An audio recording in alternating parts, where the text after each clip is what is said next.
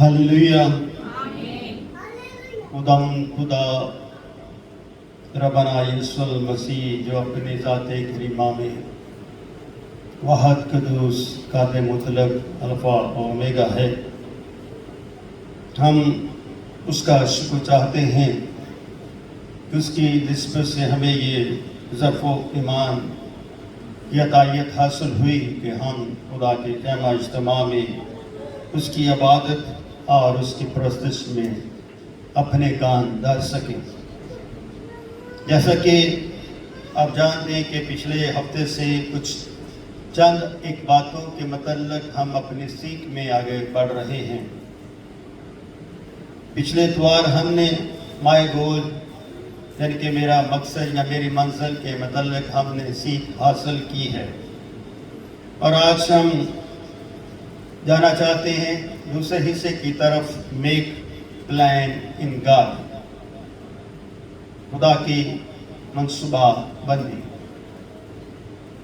हम अपनी ज़िंदगी में कुछ ना कुछ ऐसे मंसूबे रखते हैं कि जिसकी बदौलत हम दुनिया की भीड़ से वापस लौट आते हैं। आज का हवाला जो आपने सुना और अपने दिल में रखा,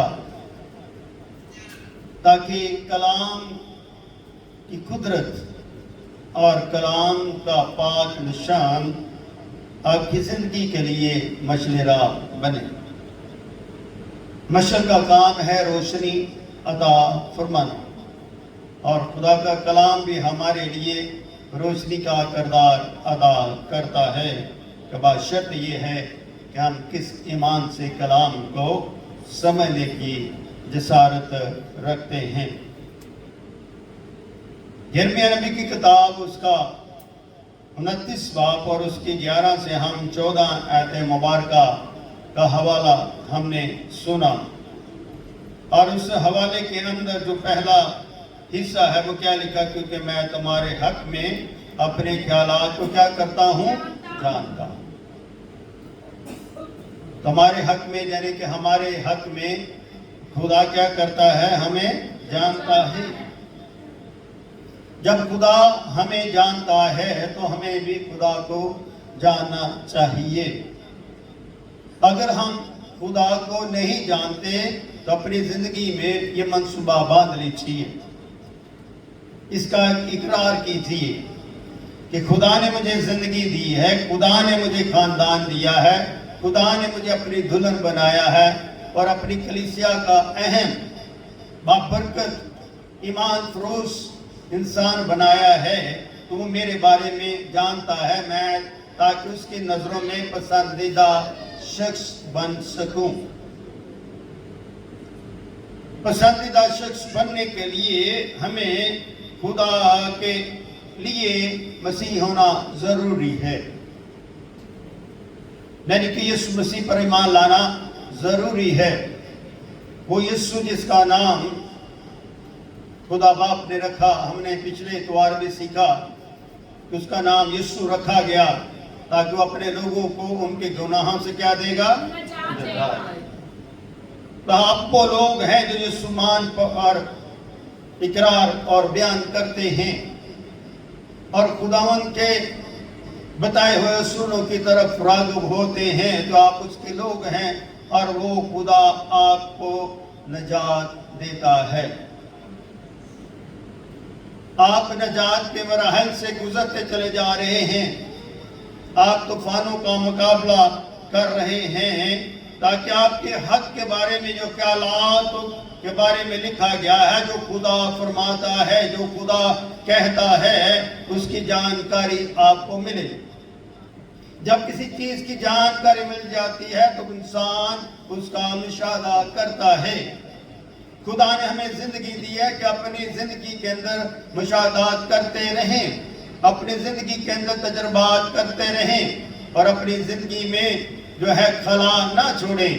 जब हमारी जिंदगी में खला آ جاتا ہے تو ابلیس اسی خلا پر حملہ آور ہوتا ہے، وہیں سے ہماری زندگی میں داخل ہوتا ہے۔ اگر ہم اپنی زندگیوں کے خلا کو کلام سے، دعا سے، پرست سے، یقین سے، بھروسے سے اس خلا کو پر کرتے رہیں تو خداوند میں ہم کیا ہو جاتے ہیں؟ اونچا قد رکھ لیتے ہیں۔ ہمارا قد چھوٹا نہیں، ہم ایمان کے بڑے لوگ ہیں، کیونکہ ہمارا ایمان جو ہے وہ ہمیں بادشاہی کا گواہ بناتا ہے۔ اپنی زندگی کے اندر ایسی منصوبہ سازی کریں کہ آپ زمینی بھی کہلائیں اور آسمانی بھی کہلائیں، اب دنیا کے بھی رہیں اور خدا کے بھی رہیں، اور آپ کلیسیا کے بھی بنیں اور خدا کی دلہن بھی بنیں، کیونکہ یہ لازمی ہے۔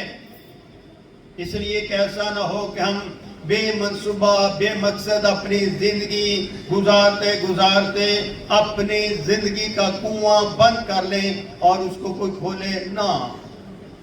خدا نے نوح کو جب کہا کہ تو یہ کشتی بنا، تو نوح نے کشتی بنائی، تب لوگوں نے اس کا مذاق اڑایا کہ یہ پاگل ہو چکا شخص، مگر وہ خدا کے منصوبہ سازی کو جانتا تھا، خدا کے مقصد کو جانتا تھا، وہ جانتا تھا کہ بڑی آفت آنے والی ہے، اور خدا نے جو اسے کہا اس نے خدا کے لیے کیا، اور وہ اپنے خاندان سمیت اور دوسرے چرند پرند کو لے کر اس کشتی میں بیٹھ گیا، اور خدا نے اس کشتی کا منہ جب بند کر دیا تو پھر اسے کھولا کوئی سکتا نہیں تھا۔ تو ایسے ہی ہمیں اپنی زندگی میں دیکھنا چاہیے کہ ہم اپنی زندگی کے لیے ایسا کام کریں کہ جس کے لیے میری بادشاہی یعنی کہ آسمانی بادشاہی کا دروازہ کھلا رہے۔ آپ کو بادشاہ کی طرف بڑھنا ہے، اگر آپ بادشاہ کی طرف بڑھیں گے تو وہ بادشاہ آپ کو بادشاہی کی طرف لے جائے گا۔ وہ بادشاہ خود تو گدھے پر ہے مگر آپ کو زندگی پر بٹھانا چاہتا ہے، خود تو وہ زمین پر دکھ اٹھاتا ہے مگر آپ کو راحت اور اطمینان میں رکھنا چاہتا ہے، کیونکہ وہ آپ کے خیالات کو جانتا اور فرماتا ہے، اور اس کے فرمانے میں کیا ہے؟ اطمینان ہے۔ اس کی فرمانے میں کیا ہے؟ اطمینان ہے، سلامتی ہے۔ جب وہ فرماتا ہے تو لوگوں کی زندگی میں سلامتی ٹھہر جاتی ہے، گھبراہٹ دور ہو جاتے ہیں، بے چینی دور ہو جاتی ہے، کیونکہ خدا اپنی محبت کو کیا کرتا ہے؟ عیاں کرتا ہے۔ ہماری زندگی کے مقصد کا منصوبہ سازی میں خدا کی محبت کا ظاہر ہونا بہت ہی ضروری ہے۔ اگر ہم خدا کی سلامتی سے دور ہو جاتے ہیں اس کا مطلب ہے کہ ہم خدا پر ایمان نہیں رکھتے۔ ہم اپنے ایمان میں چلنا چاہتے ہیں مگر خدا آپ کو کلام کے ایمان میں آگے بڑھانا چاہتا ہے تاکہ آپ خدا کے بدن کا کیا ہو جائیں؟ حصہ بن جائیں۔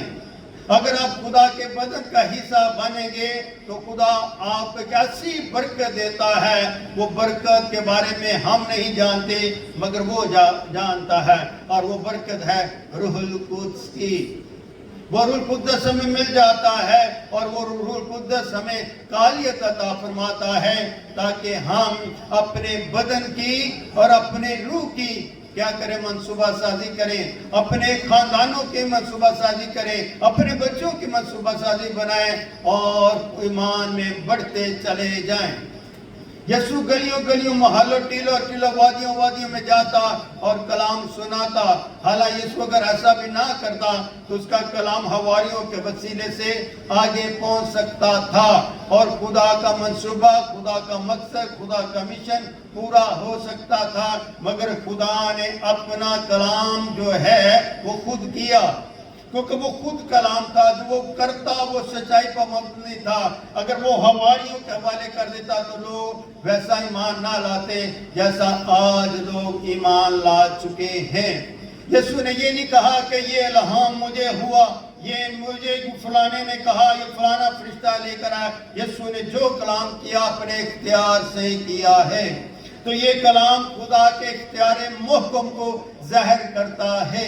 اس لیے وہ کہتا جس نے مجھے دیکھا اس نے باپ کو دیکھا. یہ وحی نہیں ہے، یہ خدا کے منہ سے نکلے ہوئے سلامتی کے الفاظ ہیں. جس نے مجھے دیکھا اس نے باپ کو دیکھا. یعنی کہ میرا باپ اور آپ کا باپ کیا ہے؟ ایک ہے، اور میں باپ کو ظاہر کرنے کے لیے آیا ہے. اس سے بڑا خدمت اور مشن اور نجات کا منصوبہ نہیں ہو سکتا کہ ہم زمین پر بیٹے کو بھی دیکھ سکتے ہیں اور باپ کو بھی دیکھ سکتے ہیں. اس سے بڑی کیا گواہی انسان کے پاس ہوگی؟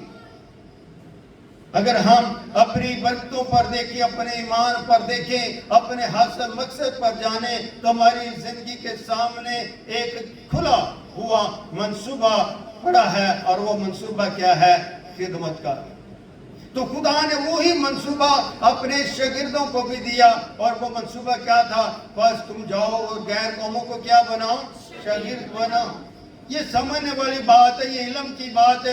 لفظ بڑے سادہ ہیں مگر ان کو سمجھنا چاہیے، کیونکہ یسوع نے جب شاگردوں کو یہ حکم دیا کہ پس تم جاؤ غیر قوموں کے پاس جاؤ، جو مجھے نہیں جانتے، جو ایمان نہیں لائے، ان کے پاس تم جاؤ اور ان کو کیا بناؤ؟ شاگرد بناؤ. یہ میرا منصوبہ ہے، یہ میری خدمت ہے، تاکہ لوگ غیروں سے آئیں، غیر قوموں سے آئیں، جو مجھے نہیں جانتے، جو بت پرست ہیں، جو اجنبی ہیں، تاکہ ان تک یہ کلام پہنچے، ان تک میرا پیغام پہنچے، ان تک یہ روشنی پہنچے، اور وہ بھی یسوع کو جان جائیں جو کماری سے پیدا ہوا ہے. ماں چلے جانا، باج بلا لینا، ایسا نہیں ہے. تم نے جانا ہے اور ان کو کلام سنانا ہے، اور ان کو میرے منصوبہ نجات کے بارے میں آگاہی دینی ہے، تاکہ وہ منصوبے کو سنیں، قبول کریں، توبہ کریں، اور وہ نجات پائیں اور بادشاہی میں داخل. ہم سن تو لیتے ہیں مگر قبول نہیں کرتے. مگر آپ کا خدا میں آنا اس بات کے لیے ضروری ہے کہ ہم اپنی فطرت کو خدا کے کلام میں ڈالنا چاہتے ہیں، اور اپنی شکل صورت کو خدا کے کلام کے ساتھ جوڑ کر خدا کی مانند بننا چاہتے ہیں، تاکہ ہماری نیک امید پیدا ہو. کیا پیدا ہو؟ نیک امید پیدا ہو. اس امید کا کیا فائدہ جس میں نیکوکاری نہ ہو، جس کے اندر حلیمی نہ ہو، جس کے اندر فروتنی نہ ہو، جس کے اندر بخشش نہ ہو، جس کے اندر رحم نہ ہو، اور جس کے لیے محبت نہ ہو. وہ کام بیکار ہیں خدا کی نظر میں. اس لیے منصوبہ سازی کا مختلف نظریہ ایمان ہے. زندگیوں کے اندر لوگ مختلف طریقوں سے اپنی زندگیوں کے اندر منصوبہ سازی کے نظریہ ایمان بناتے ہیں، اور جس کے سبب سے انسان پیش قدمی کرتا ہے. خاص مثال کے طور پر اگر میں کراچی جانا چاہتا ہوں تو اپنے دماغ اور دل میں کیا بناؤں گا؟ پہلا منصوبہ بناؤں گا، پھر سوچوں گا کتنا خرچہ آئے گا، کہاں ٹھہروں گا، تاکہ میں پھر وہاں پر پہنچ سکوں. اسی طرح اگر ہم مسیح میں چلنا چاہتے ہیں تو ہمارا دل جو ہے مسیح کو جانے کہ مسیح کون ہے. لوگ مسیح کو ماس نبیوں کی طرح نبی اور رسولوں کی طرح رسول سمجھتے ہیں، مگر دین مسیحیت کے لوگ اسے خدا کا بیٹا، خدا کا پلوٹا اور خدا کا کلمہ جانتے ہیں. وہ جانتے ہیں کہ یہ عام نبیوں نہیں بلکہ یہ فوق الفطرت انسان ہے جو باپ سے نکلا ہے، جس کے بارے میں خدا نے خود کہا کہ یہ میرا پیارا بیٹا ہے جس سے میں کیا ہوں؟ خوش ہوں. یہ خدا نے خود زمین پر لوگوں کے لیے ایک پیغام اور ایک رسالت عطا فرما دی، تاکہ ہم اس نام سے عطائیت حاصل کر لیں اور موت سے نکل کر زندگی کی اور راحت کی اور اطمینان کی زندگی میں داخل ہو کر اپنے خدا میں منصوبہ سازی کو کیا کر سکے؟ کامل کر سکے. کامیابی کے لیے آپ کو قربانی دینی پڑتی ہے. یسوع مسیح نے انسانوں کی نجات کے لیے اپنے آپ کو پیش کر دیا اور اب ہمارے لیے کہاں چڑھ گیا؟ صلیب پر چڑھا. اور ہمارے لیے کیا کہ اس نے لعنتی موت اختیار کی تاکہ ہم اسے کیا جان سکے؟ خدا جان سکے. اور اس نے کیا کہا صلیب پر؟ اے باپ ان کو معاف کر، یہ نہیں جانتے کہ کیا کرتے ہیں. حالانکہ وہ جانتے ہیں اور وہ چاہتے ہیں تو وہ صلیب کے لیے جنگ کر سکتے تھے، مگر یسوع جنگ کرنے کے لیے نہیں آیا، یسوع محبت کرنے کے لیے آیا ہے۔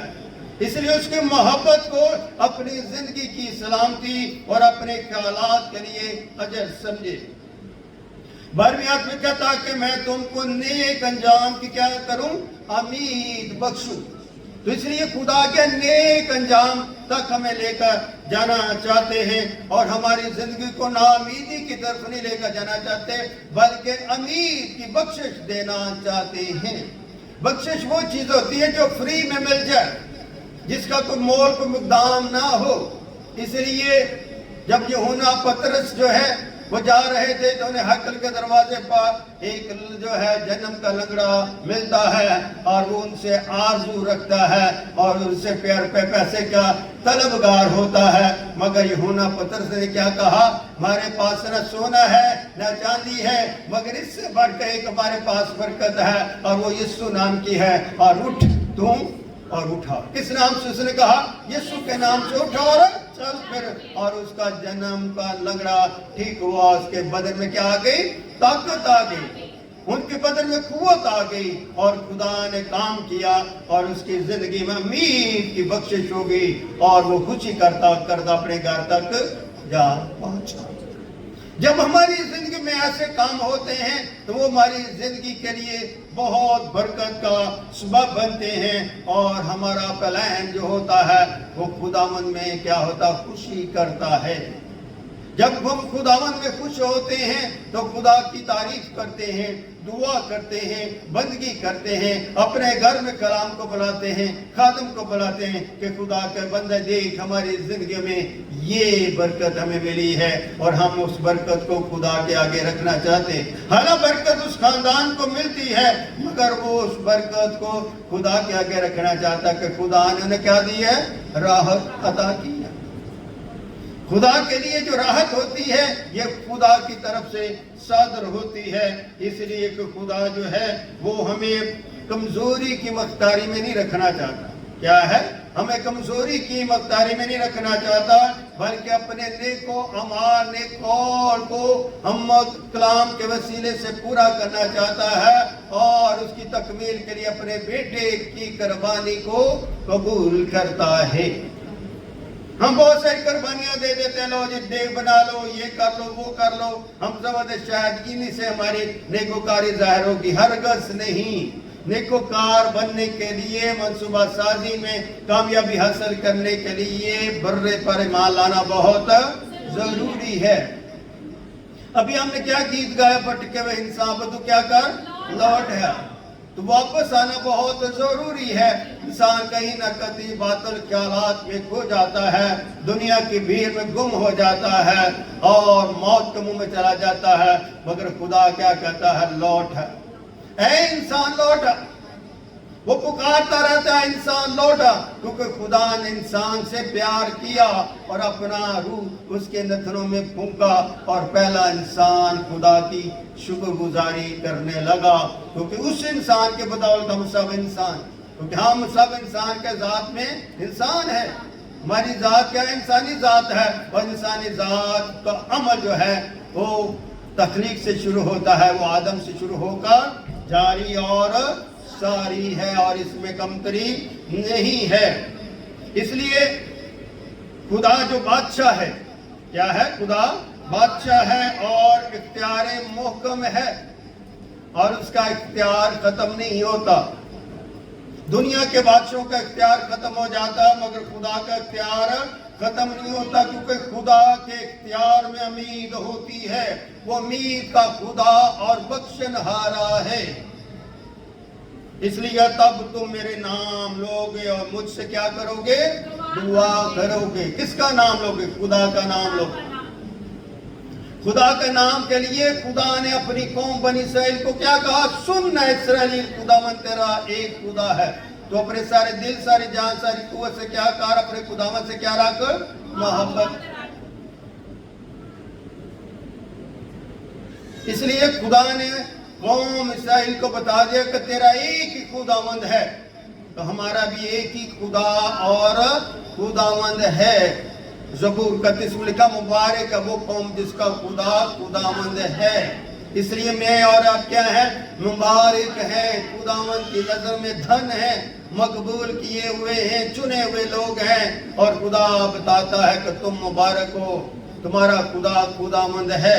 इसलिए अपनी जिंदगियों में अपने खुदा को ढूंढे, अपने खुदा से मांगा करें, ऐ खुदा तू मुझे ये बरकत दे, ऐ खुदा मैं तेरी बंदी हूँ, मैं तेरा बंदा हूँ, मैं तेरा बच्चा हूँ। दुआ करने का हक बड़ों को भी है, छोटों को भी है और बच्चों को भी है। तो हम तो बच्चों को कहते हैं, बच्चों को समझ ही नहीं है। क्यों नहीं भी समझ, बच्चों उतनी उम्र के साथ उतनी अकल भी रखते हैं। अगर बच्चों को पता ये मेरी माँ है, ये मेरा बाप है, तो बच्चों को ये नहीं पता कि आसमानी बाप भी है। बच्चों को ये भी नहीं पता कि वो ये खुदा का बेटा है। नहीं, बच्चों को पता होता है एक जमीनी बाप होता है और एक आसमानी बाप होता है, एक बदनी बाप होता है, एक रूहानी बाप होता है। क्योंकि जमीनी और बदनी खुदा दोनों जो है बच्चों के लिए उम्मीद की दर्शगाह होता है। ये घर कलाम की दर्शगाह है, ईमान की दर्शगाह है। और बच्चे जब माँ बाप के साथ अपने घर में बसेरा करते हैं तो माँ उनकी कफालत करती है, बदन के तौर पर, रूह के तौर पर उन्हें बताती कि तेरा खुदा कौन है, यीशु कौन है, रूह कुद्दस कौन है। ये बात खुदा को पसंद है और ये बात खुदा को पसंद नहीं। इसलिए माँ जो होती है पहली ईमान की दरगाह होती है। इसीलिए माँ जो है वैसे बरकत वैसे ईमान भी होती है। वो अपने बच्चों की तरबियत करती है कि तुमने इस नाम लेकर क्या करनी है, दुआ करनी है। जब शागिर्दों ने यीशु से कहा कि हमें दुआ करनी सिखा, तो मेरे यीशु ने क्या कहा, ऐ बाप तू जो आसमान पर है, तेरा नाम पाक मना जाए। इस पूरी दुआ में खुदा ने अपना नाम इस्तेमाल नहीं किया। इसलिए मेरी बहनों भाइयों, जब आप दुआ करते हैं तो सोच समझ के किया करो। कभी हम दुआ बाप के नाम से शुरू कर देते हैं, कभी हम दुआ यीशु के नाम से शुरू कर देते हैं, कभी दुआ हम रूह कुद्दस के नाम से शुरू कर देते हैं, कभी हम दुआ खुदा बाप बेटे खुदा रूह कुद्दस के नाम से शुरू कर देते हैं। नहीं, दुआ असल में बाप के नाम से शुरू करनी होती है और बेटे के नाम पर उसको क्या करना होता है, इख्तिताम करना होता है, ताकि हमारी जिंदगियों के अंदर तरतीब की अलामत क्या हो, ज़हर होती चली जाए। हम बेतरतीबी की तरह जिंदगी बसर करते हैं, बेतरतीबी की तरह दुआएं करते हैं। अपनी जिंदगियों में तरतीब लाइए। स्कूलों में देखा है बच्चों को कहा जाता है लाइनों में खड़ा हो।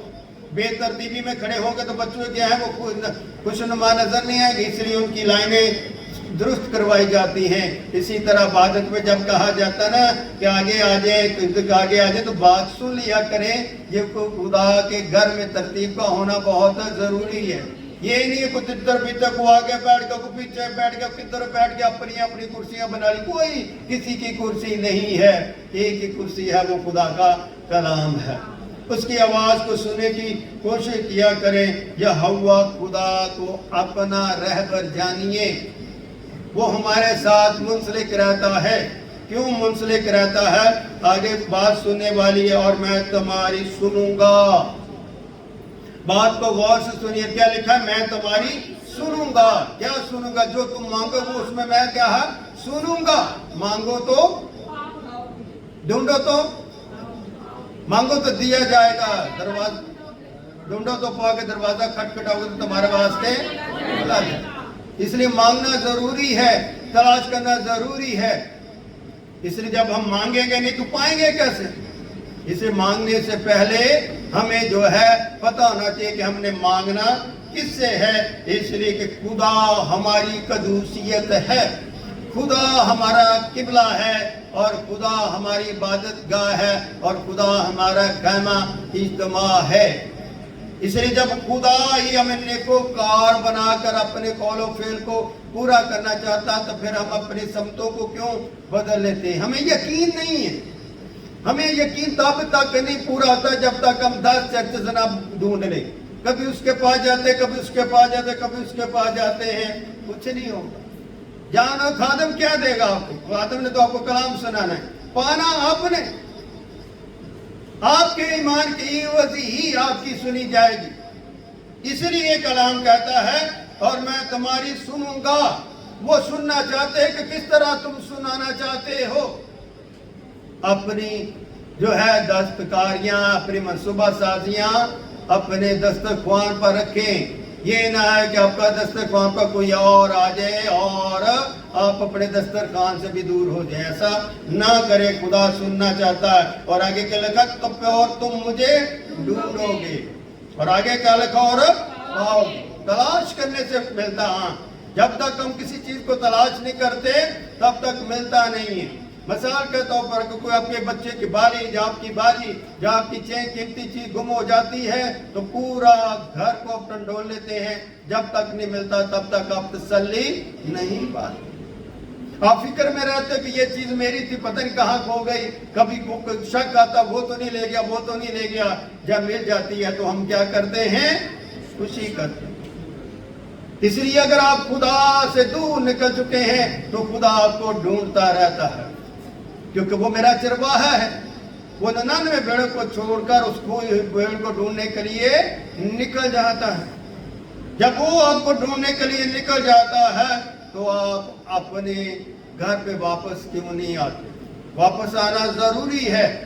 اگر ہم بہت آگے نکل جاتے ہیں، پانی آ جاتا تو پھر ہم کیا ہو جاتے؟ پانی کی نظر کھو جاتے ہیں۔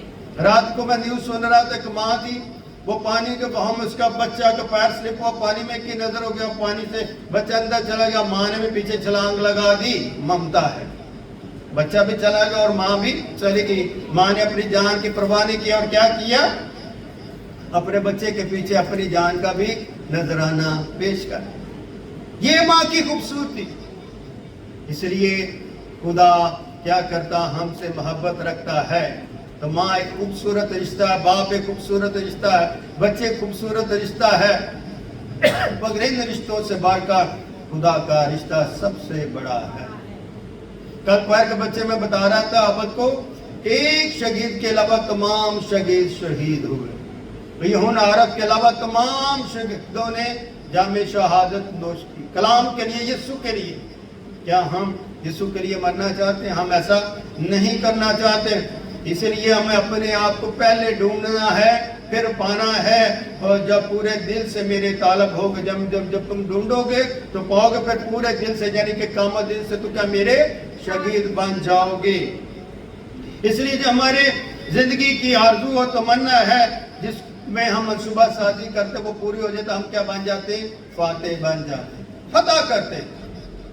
داؤد کی زندگی کے اندر منصوبہ تھا اور داؤد کیا کرتا رہتا تھا؟ اپنی بھیڑوں کی نگہبانی کرتا تھا۔ اور داؤد اپنی بھیڑوں کی نگہبانی کرتے اور اپنی بھیڑوں کو آفتوں سے، مصیبتوں سے، جانوروں سے